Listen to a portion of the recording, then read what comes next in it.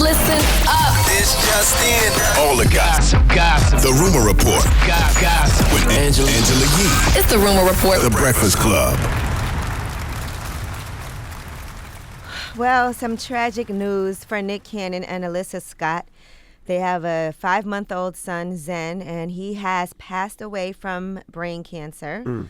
Nick Cannon did go on his daytime show to talk about the news of what happened. Now, here he is describing the symptoms that Zen had. I always noticed he had felt like a sinus thing. It was like a cough. By the time he was 2 months old, I noticed he had a nice sized head. But I really wanted to, take him to the doctor to get the breathing and the sinus things checked out. So we thought it would be a routine process. And we found out that he had another condition where it was fluid that was building up in his head. And when we found out it was more of a malignant tumor. And so immediately we had to have surgery. It was brain surgery. We put a shunt in his head and we were hoping for the best.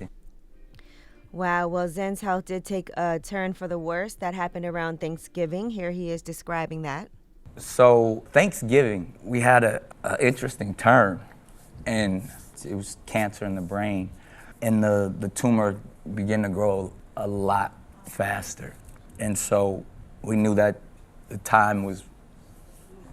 So this weekend, I made a valid effort to spend the most quality time I could spend with Zen.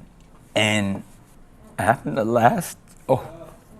holding my son for the last time, but it was a beautiful setting.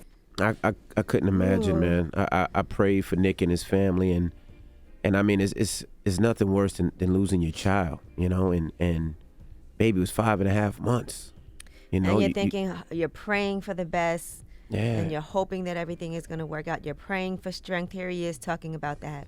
I was always talking about, you don't just go through it, you grow through it, you keep pushing, you know what I mean? And I have so much faith in the Lord. I have so much faith in God. And, people were often telling me I should pray for miracles, and I did pray for the miracle. I prayed for the miracle of God's strength. And that's why I'm here with you guys today, because I know he puts the most and heaviest weight on the shoulders of his strongest soldiers. So I'm here to show that I can fight through this. I'm feeling it, I'm vulnerable, I'm open, y'all, but I'm gonna make it through, and this is a special show dedicated to my beautiful son, Man. Oh man, that is so. Man. And speaking of strength, for him to be able to go to work and do his show and discuss this and share this, and I'm sure that there's other people who may have had experiences that touched them in particular, that was relatable, and he said he's always an open book. So in this situation, he wanted to make sure that he shared what was going on in his life. And he also did have grief counselors on the show. He had Dr. Laura Berman, and he had grief expert David Kessler. And here he is talking to David Kessler. One thing I feel like I've been struggling with is guilt. I want to spend more time with my kids. When I'm here, I'm like, I should be with my kids. When I'm off doing anything, in other therapy sessions, I talk about the one thing that eats at me, the thing that keeps me up at night. It's like, I should be doing more for my children. Guilt is a constant companion in grief. I'm learning that. And here's the thing, psychologically, we'd always rather be guilty than helpless. So your mind wants to find some control in an uncontrollable situation. And let me tell you, the fact that you're in guilt, you wish you would have done more, is what makes people a good father. I think a lot of parents deal with that, not spending enough time or wanting to spend more time. But on the other angle, you want to make sure that you could provide food. You could make sure that you pay for their high school, their college, their basketball games and their tournaments and all that. So it's a thin line, but you try to play both sides. And that's why I fly back and forth so many different times, man. I try to be at the kids' games and their acting classes and ballet and dance and soccer and tennis and whatever they do in football, and my daughters play whatever I possibly can. But that is guilt that you sit through all the time. Is you want to spend more time, but you also want to make sure that financially you set them up.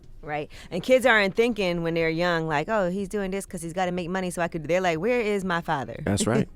All right. So we appreciate Nick Cannon for shout out to Nick Cannon, even man. being able to condolences to speak on that, and to Alyssa Scott. I know that had to be really hard for both of them to have to deal with this, but I'm gonna see him later on praying today. for you. I'm gonna give him a big hug, man. He does a lot for us, our people, our community. I'm just gonna give him a big hug and tell him we love him, man, because it's nothing you can say to make him feel better. But, you know, the fact that he knows that we love him and we support him, we continue to pray for him, it's just a start. All right. Well, that is your rumor report. Jeez. I know that was heavy, but it was very necessary. You know, me and my wife were talking about that last night. It was just like, I couldn't even imagine. I couldn't be in, you know, he's a strong brother, because I couldn't even imagine being able to function. But people deal with grief differently. So, again, salute to Nick Cannon and condolences to his family, and to Alyssa. And oh, man. All right. Well, we got front page news next. What are we talking about? Well, let's talk about Chris Cuomo. He was fired by CNN last Saturday, and that is for his involvement with his brother Andrew Cuomo's sexual misconduct scandal, but we'll tell you what's happening now with the aftermath. All right. We'll get into that next. It's The Breakfast Club. Good morning.